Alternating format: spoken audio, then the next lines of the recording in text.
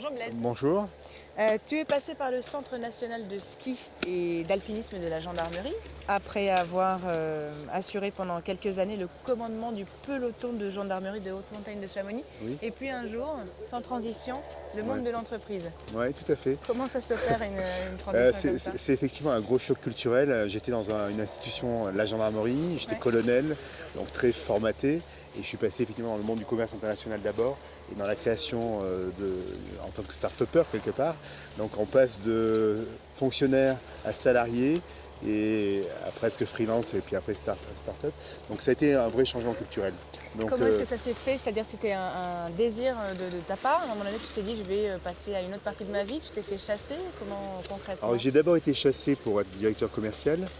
Mais très rapidement, j'ai vu que la fonction commerciale était un peu, non pas étroite, mais elle ne correspondait pas forcément à ce que j'avais envie de transmettre. Et Montagne Pass que j'ai créé, c'est de relier l'univers de la montagne, donc cet univers-là, à l'univers d'entreprise, en quoi finalement des dirigeants peuvent venir bénéficier de cette prise de hauteur, un peu comme le sommet du digital qui vient à la CLUSA pour s'inspirer. Mais nous, on le fait un peu plus sur des questions stratégiques et managériales.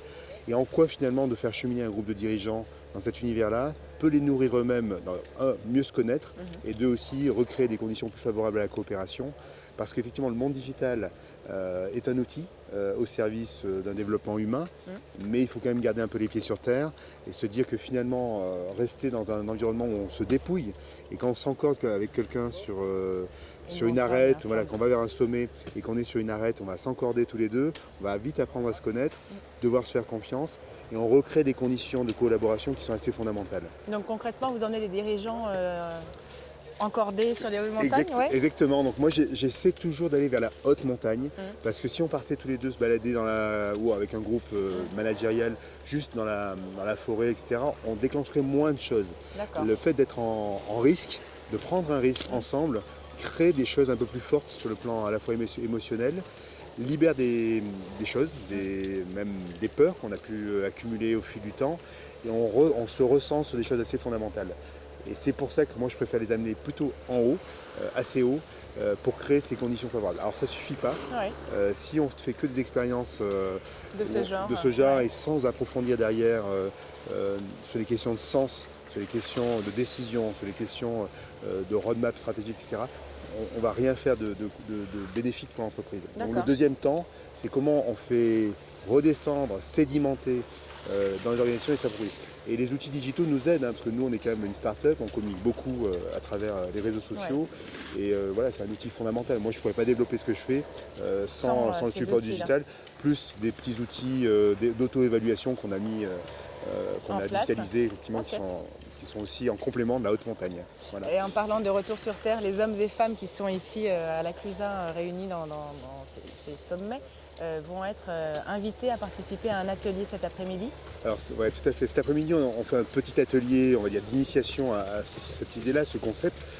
Alors, la thématique sera l'avalanche. Alors l'avalanche, pourquoi? Parce que l'avalanche, finalement, c'est un peu le truc qui nous tombe sur la tête sans qu'on sache pourquoi ni comment. Un peu parallèle facile du coup. Voilà, donc c'est parallèle très facile et le monde dans lequel on est, on a quand même beaucoup de surprises. On est dans un monde qui pensait être déterministe, qui pensait être dans un champ de la rationalité et en réalité on est dans un monde probabiliste, un monde quantique où il y a des quantums d'énergie, on n'est pas dans la maîtrise du développement humain, on voit bien le changement climatique. Enfin, on ne peut même plus parler de changement climatique, on peut parler d'urgence climatique, on peut parler des crises économiques, des crises sociales, etc. On est dans des mécanismes qui sont bien plus de nature quantique, probabiliste. Et dans l'avalanche, on est dans ce champ-là, dans le champ d'un truc qu'on ne comprend pas bien, et l'homme doit faire face à ce type d'événement. Alors à la fois pour le prévenir, pour éviter de se faire prendre dessous, ça sera une partie de la sensibilisation, et puis quand l'avalanche est partie, que la crise sociale intervient, que la crise économique, que les transformations se précipitent, comment un manager, un dirigeant peut avoir quelques fondamentaux pour se repérer là-dedans. Et donc là, on est dans la thématique de la crise. Et qu'est-ce qui fait qu'un dirigeant a quelques repères? Ça sera un peu la conclusion de l'atelier. Voilà. Et le rapport entre le sommet du digital et cet atelier, il est assez évident? Alors pour moi, il est évident parce que l'univers digitalisé nous met en risque de déconnexion du réel. Et donc d'appeler un ensemble de gens qui ont discuté pendant 3 jours sur ces questions de la digitalisation, les ramener sur Terre, faire un atelier un peu pratique, mais qui va parler quand même de l'impact aussi du digital sur nos représentations du risque, sur la manière de s'exposer. Ça sera une manière de questionner les participants sur attention. Bien sûr, tout ça c'est magnifique, mais restons les pieds sur terre. Merci beaucoup Blaise. Merci à toi.